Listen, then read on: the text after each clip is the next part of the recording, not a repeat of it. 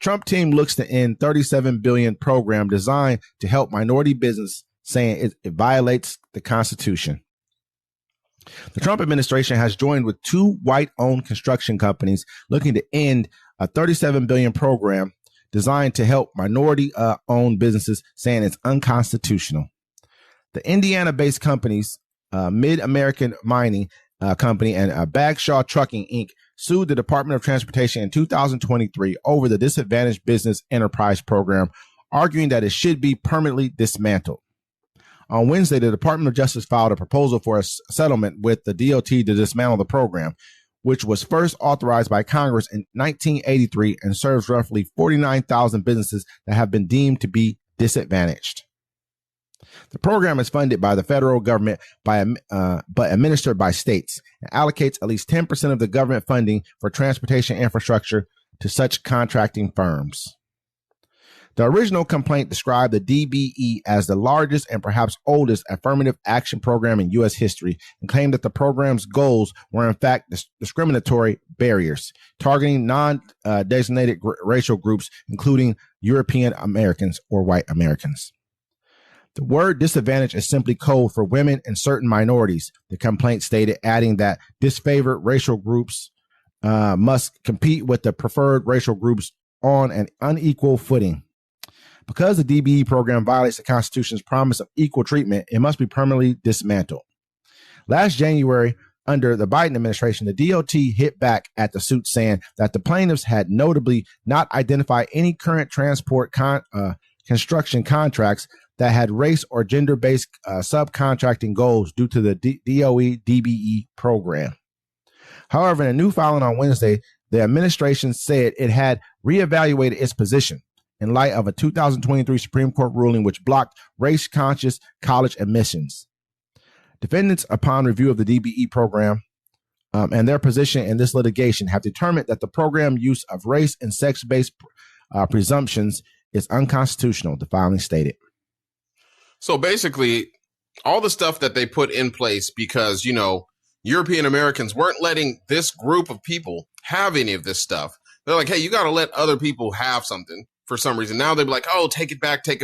Hey, that's what it is, though. I don't know what anybody thought. Oh, a lot of people thought, there's 77 million people that were like, yes, I need this to be a white Christian country.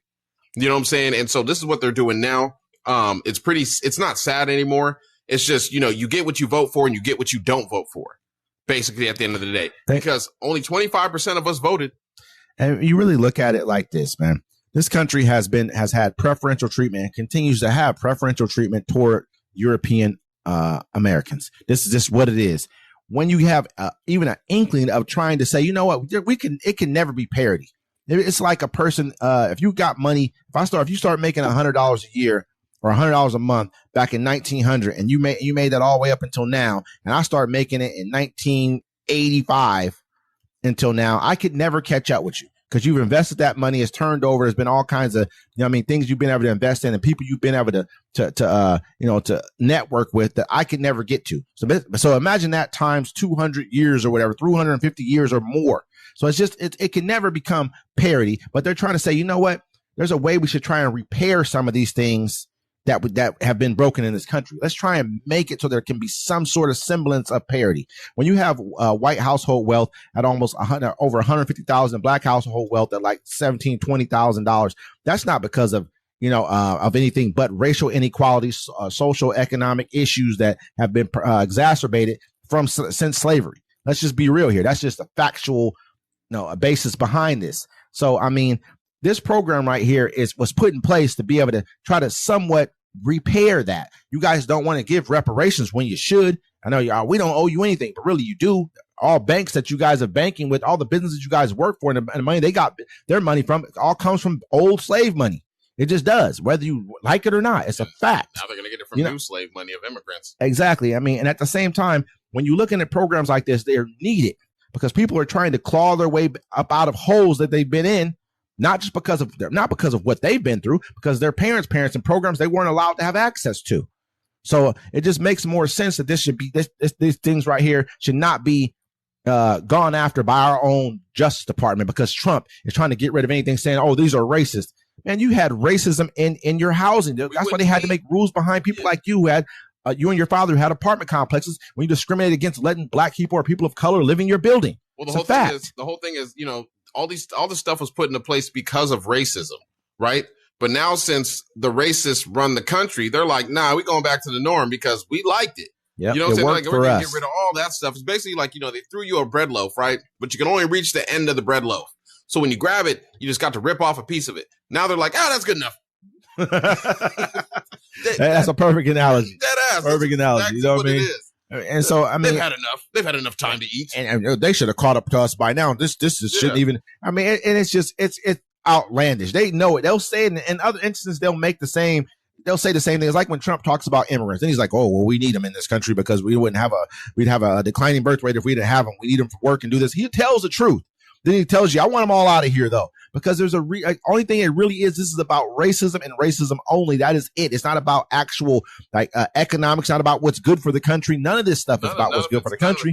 You don't care. You don't even care. I mean, you'd rather, like I said, you'd rather have South African Europeans in this country than you'd rather have anyone whose blood would would taint the blood of America. Well, the whole thing is like, you know what I mean? You know, like, think about it. Keep it real. They want to go back, right? And maybe in the 60s, the 50s, I'll say then, you know, having an all-white America worked out. It worked out. It didn't work out even then. No, I'm just saying, but for them, it worked out. These days, it's not going to work. People are educated around the world. Things are different now. You know, say, hey, they're trying to make it. They're trying to, hey, we're going to go back, but it's not going to look. It didn't work out then, man. It's destroyed the fabric of our country. We're never going to go back. Mm-hmm. You know what I'm saying? So, I mean, you can try to go back, they're trying to, but it's an epic fail that we're all watching ahead of time. Yeah, I mean, even then it didn't work out. Even at that point in time when you felt like they just had neighborhoods that were theirs. They just like, oh, let's put all the nice stuff over here.